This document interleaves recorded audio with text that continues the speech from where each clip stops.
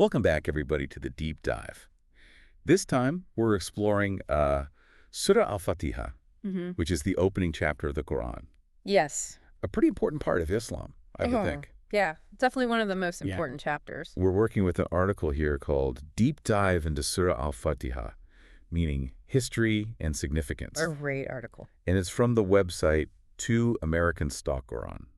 Okay. So I guess just to jump right in. Yeah, let's jump in. What's the big deal about this surah? Why is it so important?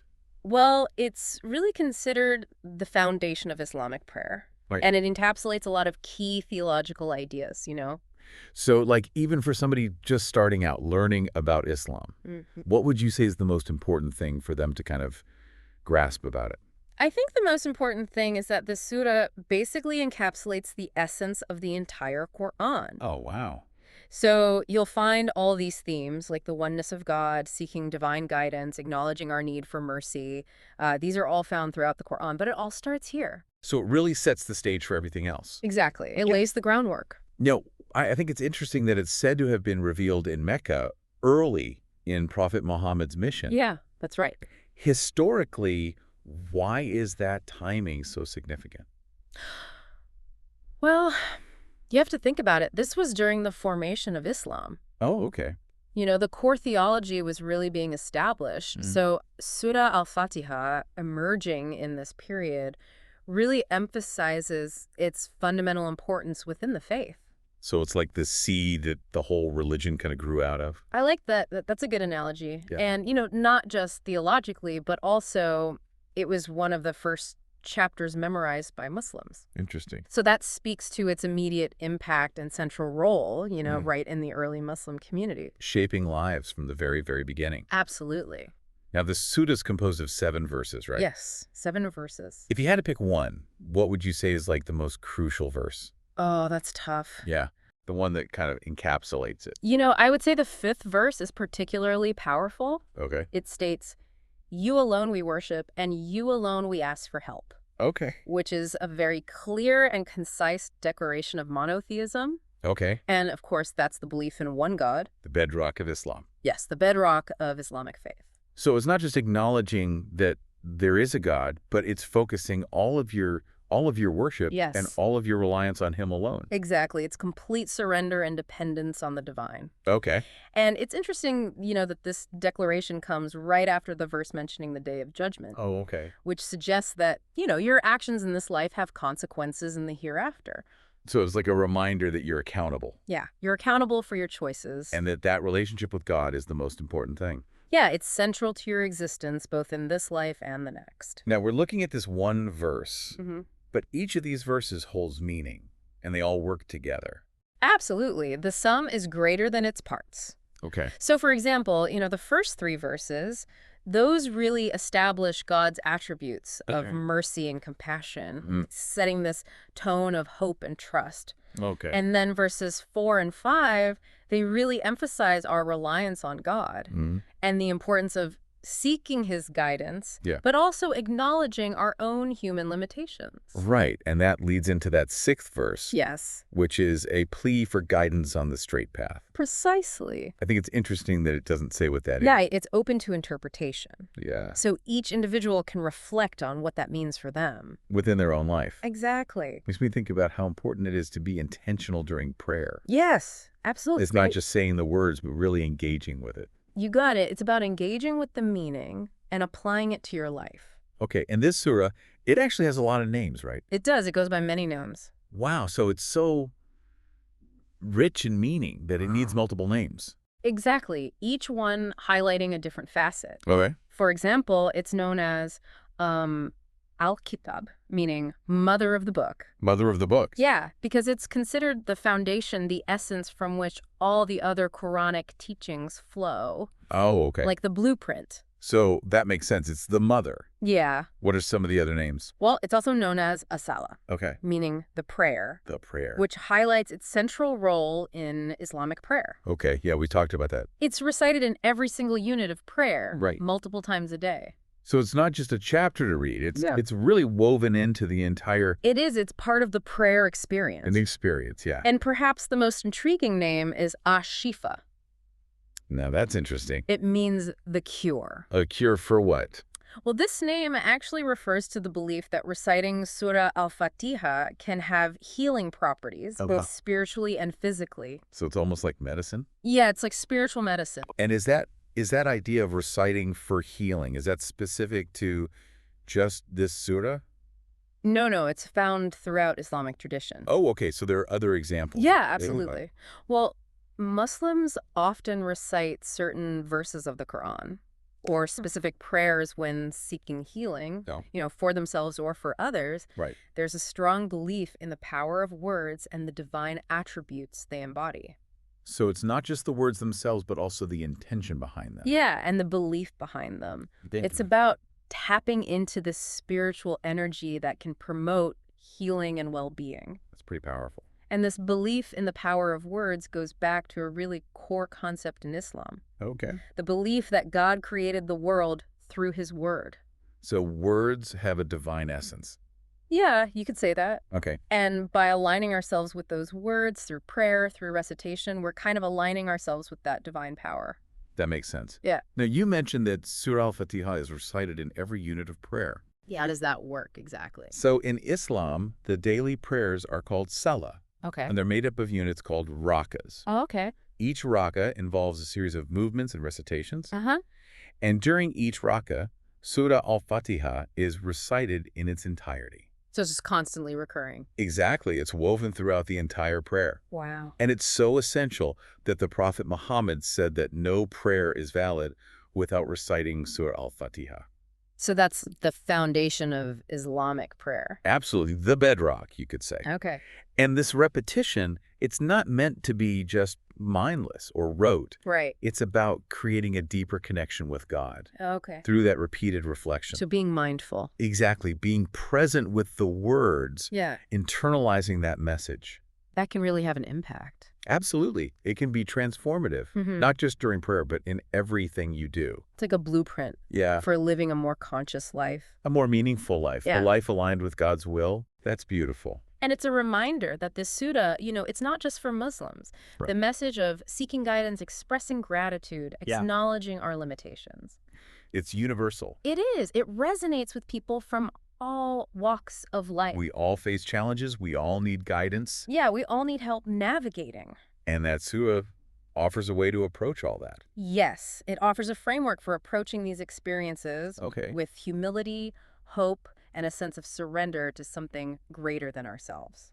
I love that. Now, we've talked about the spiritual side of things, Yeah. but the article also mentions this potential for physical healing through Ashifa. Right, Ashifa. Can you talk about that a little? Well, it's important to understand that this concept doesn't negate the importance of medical treatment. So it's not saying don't go to the doctor. No, not at all. Okay. It's about recognizing that healing can come from multiple sources, including our spiritual connection and our faith in God's power. So it's about being holistic. Exactly, incorporating both medical science and spiritual practices. Okay. And while the idea of reciting for healing might seem foreign to some, it's rooted in the belief that words hold power. Right, like we've talked about. Yeah, that God created the world through his word. Right, so they have that divine essence. Exactly. Okay. So if God's words have the power to create, then it makes sense that our words, Yeah, infused with intention and faith, can also have an impact on our reality. on our reality, including our physical well-being. So it's about harnessing that power. Yes, the power of words, both spoken and internalized, to promote healing and well-being. And it doesn't just have to be physical, right? Yeah, not at all. It can be emotional, mental. Emotional, mental, overcoming challenges, finding peace. It's like this toolkit Yeah, I like that. for navigating life. It gives you the tools to heal, to grow, to connect with something greater. And these tools, are they just for Muslims or? No, these tools are available to anyone who seeks them, regardless of their background or beliefs. So it's an invitation to just explore. Yeah, explore your own spirituality. And the power of words. Exactly. Well, this has been really eye-opening so far. It's been great. We've gone from the historical context to the theological significance, to the role in prayer, the potential for healing, and now this universal appeal. Yeah, we've covered a lot. It's been quite a journey. It has. Before we move on, though, I wanted to touch on one more thing about Ashifa. Sure. Is there anything else you think is important for our listener to understand about it? Yeah, I think there are a few points worth highlighting. Okay. Firstly, Ashifa isn't about relying solely on recitation for healing. Right. It's about combining faith with action, Okay. which includes seeking medical treatment when needed. So still see your doctor. Absolutely. Okay. And also, it's crucial to emphasize that Ash-Shifa is not some magic cure-all. Okay. It's about fostering a deeper connection with the divine and aligning yourself with a power that can promote healing and well-being. So it's not a guarantee. It's more about... It's about aligning yourself. Yeah. Yeah. So again, it's that holistic approach, right? Yes, recognizing that our physical, emotional, and spiritual well-being are all interconnected. That's powerful. It is. Okay, I think I'm ready to dive even deeper. Okay, let's do it. What else can you tell us about Surah Al-Fatiha? Well, let's look at how this power to heal and guide actually plays out in the life of a Muslim. Okay. Because for many, it's more than just a prayer. It's a source of comfort and strength in their daily life.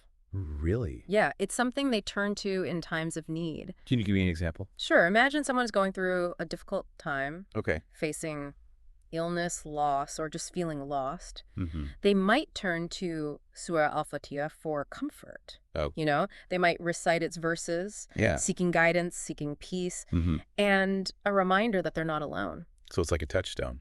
It is something they can return to again and again. For support, and the act of reciting itself can be very grounding and calming. Yeah, just that rhythm. Yeah, the rhythm of the words. The focus. The focus on connecting with the divine. It makes sense. It can shift your whole mental and emotional state. Right. We've talked about the power of words and intention. Exactly. That applies here. It does. But it's not just about the individual, right? No, it also plays a vital role in building community Oh. and shared purpose within Islam.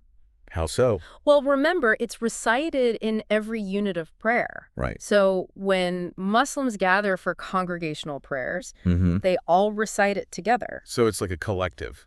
It's a collective affirmation of their faith Yeah. and their shared connection To God. To God, exactly. Creating that bond. It does. It creates a powerful bond, a sense of unity and belonging. It's amazing that just reciting these few verses can have such a ripple effect. It is. It speaks to the power of ritual Mm-hmm. and the impact of consistently reinforcing those core values and beliefs, and Surah Al-Fatiha provides that framework. Yeah, with a seeking guidance, acknowledging God's power, Yeah, submitting to his will. absolutely. Throughout this whole deep dive, I keep coming back to how universal the themes are. Like, this is an Islamic text, Yes, but the message really resonates it does. with everybody. It's because, the longing for guidance, the search for meaning, Right. the acknowledgement of our human limitations, We all feel that. those are universal experiences. So even someone who isn't Muslim could find something in this. Absolutely. Anyone who engages with it with an open mind and heart will find something that speaks to them. That's a beautiful thought. It is. It makes me think about interfaith dialogue. Yes. And how we focus on the differences so much, but there's actually a lot of common ground There is. There are shared values and aspirations that connect us all. that connect us all, and Surah Al-Fatiha offers that bridge. Yeah, it does. Yeah, Well, I think we've really done a deep dive. I think so too. We've explored the history, the theology, the role in prayer, the healing potential, and now this universal appeal. It's been quite a journey. It really has. What an incredible chapter. It is. It's amazing. Before we wrap up for today, I just want to say to our listeners, I hope this sparks some curiosity to learn more about Surah Al-Fatiha Yeah, I encourage everyone to seek out the full text. and spend some time with it. Yeah, reflect on those verses. You might be surprised. You might be. Yeah, great advice. Thank you. And on that note, we'll wrap up this part of the deep dive. Sounds good. Thanks for joining us, and until next time, keep seeking, keep learning, and keep exploring. See you next time. This name points to the belief that reciting Surah Al-Fatiha can have healing properties both spiritually and physically. So it's more than just a prayer. It's almost like a source of spiritual medicine. That's a good way to think about it. And this idea of reciting for healing isn't unique to just Surah Al-Fatiha. It's something you find throughout Islamic tradition. Oh, really? Are there other examples of this in Islamic practice? Absolutely. For example, Muslims often recite certain verses of the Quran or specific prayers when they're seeking healing, for themselves or others. Okay. There's a strong belief in the power of words and the divine attributes that those words embody. So it's not just about the literal words themselves, but the intention and the belief behind them. Exactly. It's about tapping into a spiritual energy that can promote healing and well-being. That's fascinating. It connects back to that idea that God created the world through his word. Right. So words have a kind of divine essence. Yes. And by aligning ourselves with those words through prayer and recitation, we're aligning ourselves with that divine power. Okay, that makes sense. Yeah. Now, going back to Surah Al-Fatiha's role in prayer, you mentioned that it's recited in every unit of prayer. Yes. How does that work? So in Islam, the daily prayers are called salah, Right. and they're made up of units called rakas. Each raka involves a series of movements and recitations. And Surah Al-Fatiha is recited in its entirety during each raka. Oh, wow. So it's a recurring element that's woven through the entire prayer. Exactly. And it's considered so essential that the Prophet Muhammad said that no prayer is valid without reciting Surah Al-Fatiha. Wow. So it's really the foundation It is. on which the whole structure of Islamic prayer is built. Absolutely. And, this repetition isn't meant to be mindless or rote. It's about creating a deeper connection with God through repeated reflection on those meanings. It makes me think about mindfulness in prayer. It's not just going through the motions, but being present with the words and internalizing the message. You got it. And that mindfulness can have a transformative impact on our lives, not just during prayer, but in everything we do. So Surah Al-Fatiha is like a blueprint Yeah. for living a more conscious and meaningful life, a life that's aligned with God's will and guidance. Beautifully said. And it's a reminder that, this surah isn't just for Muslims. Its message of seeking guidance, expressing gratitude, acknowledging our limitations, that resonates with people from all walks of life. It's universal. Exactly. We all face challenges. We all yearn for purpose. We all need guidance in navigating life's complexities. And this surah offers a framework for approaching all of that. Yes. It offers a framework for approaching these universal experiences with humility, hope, and a sense of surrender to something greater than ourselves. I love that. Now, we've talked a lot about the spiritual significance of Surah Al-Fatiha, Yes. but the article also mentions its potential for physical healing, specifically through ashifa. Right. Ashifa. Can you elaborate on that a little bit? Sure. It's important to understand that this concept doesn't negate the importance of medical treatment. Right. So it's not saying to just rely on recitation. No, not at all. Okay. It's about recognizing that healing can come from multiple sources, including our spiritual connection and our faith in God's power. So it's about approaching healing holistically. Exactly. Incorporating both medical science and spiritual practices. Okay. And while reciting for healing might seem foreign to some, it's rooted in that belief that words hold power. Right, like we've talked about God creating the world Yes. through his word. Exactly. And- And if God's words have the power to create, then it follows that our words infused with intention and faith can also have a transformative impact on our reality, Including our physical well-being. including our physical well-being. So it's about harnessing the power of words. Yes, both spoken and internalized hmm to promote healing and well-being. And it doesn't have to be just physical healing. No, it applies to emotional and mental healing as well, overcoming challenges and finding peace within ourselves. Like Surah Al-Fatiha offers this toolkit for navigating life, I like that analogy. providing us with the tools to heal, to grow, and to connect with something greater than ourselves, And it's important to remember that these tools are available to anyone who seeks them, regardless of their background. regardless of their background or beliefs. So it's an invitation to explore. Yes, an invitation to explore our own spirituality and the power of words to shape our reality. Absolutely. Mm-hmm. This has been such an eye-opening conversation. It has been a pleasure exploring this with you. We've gone from understanding the historical and theological significance of Surah Al-Fatiha to exploring its role in prayer and its potential for healing. We've only scratched the surface. There's so much more to uncover in this incredibly rich and multifaceted text. Before we move on, is there anything else about Ashifa that you think is important for our listeners to understand? Yeah, I think there are a few points worth highlighting. Okay. Firstly, Ashifa isn't about relying solely on recitation for healing. Okay. It's about combining faith with action, including seeking medical treatment when needed. Right, so still go to the doctor. Absolutely. Okay. It's also crucial to emphasize that Ashifa isn't a magic cure-all. Okay. It's about fostering a deeper connection with the divine and aligning yourself with a power that can promote healing and well-being. So it's not a guarantee. It's more about... It's about aligning yourself. Right. Yeah. So again, it's that holistic approach. Yes, recognizing that our physical, emotional, and spiritual well-being are all interconnected.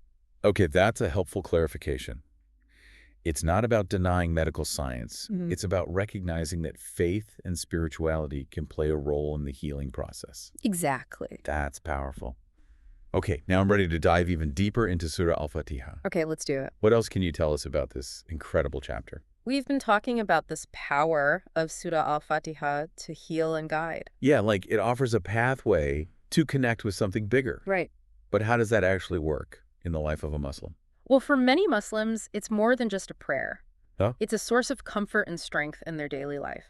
Like how so? Well, imagine someone's going through a tough time, Mhm. facing illness, loss, or just feeling uneasy. Yeah. They might turn to Surah Al-Fatiha for solace, Okay. reciting its verses as a way to seek guidance, peace, Mhm. and a reminder that they're not alone in their struggles. So it's like a touchstone. Exactly. Something they can come back to again and again for support. Yeah. And the act of reciting itself can be incredibly grounding Oh, yeah. and calming. The rhythm of the words, Yeah. the focus on connecting with the divine, Makes sense. it can really shift your mental and emotional state. Right, like we talk about the power of words and intention. Exactly. But it's not just about individual comfort, is it? No, it's not. It also plays a vital role in fostering a sense of community Okay. and shared purpose within Islam. How so? Well, remember, it's recited in every unit of prayer. right. So when Muslims gather for congregational prayers, they recite Surah Al-Fatiha together in unison. Oh, wow. So it's like this collective, It's a collective affirmation of their faith yeah, and their shared connection to God. creating that bond. Exactly. It creates this powerful bond, this sense of unity and belonging. It's amazing that something so simple can have such a ripple effect. It speaks to the power of ritual and the impact of consistently reinforcing core values and beliefs. And Surah Al-Fatiha provides that framework. It does, with its emphasis on seeking guidance, acknowledging God's power, and submitting to his will. You know, throughout this whole deep dive, I've been struck by the universal themes in this surah. Even though it's an Islamic text, its message feels like it could resonate with anyone. I agree. The longing for guidance, the search for meaning, the acknowledgement of our human limitations, those are universal experiences. So even someone who isn't Muslim could find something in it. Absolutely. I think anyone who takes the time to engage with this surah with an open mind and heart will find something in it that speaks to them. That's a beautiful thought. It makes me think about the power of interfaith dialogue. Yes. You know, we often focus on the differences between religions, but there's so much common ground There is. when you look at the shared values that connect us. Absolutely. And Surah Al-Fatiha, with its simple yet profound message, offers a bridge for that kind of understanding. Well, I think we've truly done a deep dive today. I think so too. We've explored the historical context, the theological significance, the role in prayer, the potential for healing, and the universal appeal of Surah Al-Fatiha. What a journey. It's been a pleasure exploring this with you. And for our listener, I hope this has sparked a curiosity to learn more about Surah Al-Fatiha and maybe even experience its power for themselves. I encourage everyone to seek out the full text and spend some time reflecting on its verses. You might be surprised by what you discover. That's great advice. And on that note, we'll wrap up this episode of The Deep Dive. Thanks for joining us. Until next time, keep seeking, keep learning, and keep exploring.